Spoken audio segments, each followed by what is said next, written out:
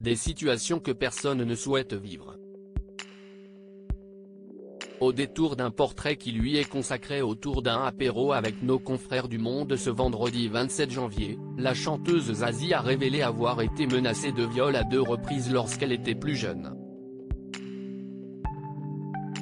Interrogée sur son rapport au mouvement #Médo, celle qui a aidé M.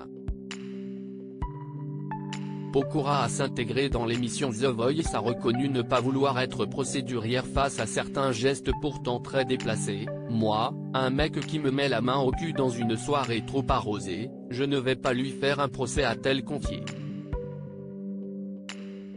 Mais au détour de ses confidences, elle a tout de même reconnu avoir eu peur durant 2 situations, où comme elle l'a admis, elle aurait pu avoir de sérieux problèmes.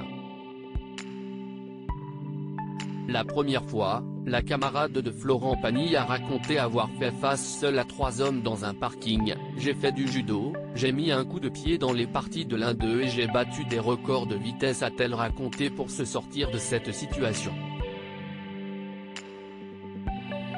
Une seconde fois, la mère de Lola a dû faire face à un prédateur sexuel, cette fois-ci dans un ascenseur.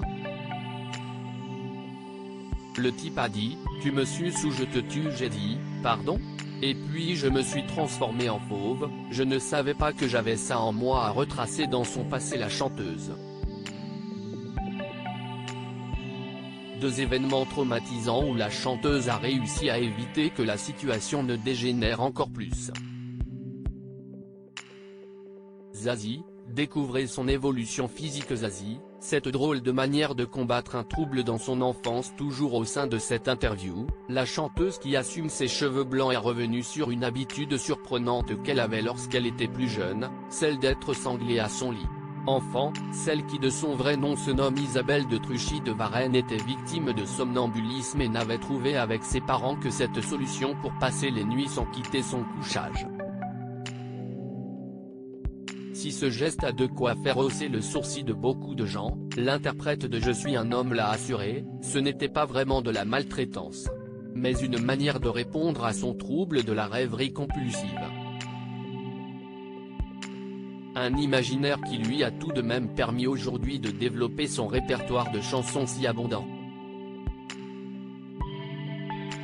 Crédit photo, Cédric Perrin.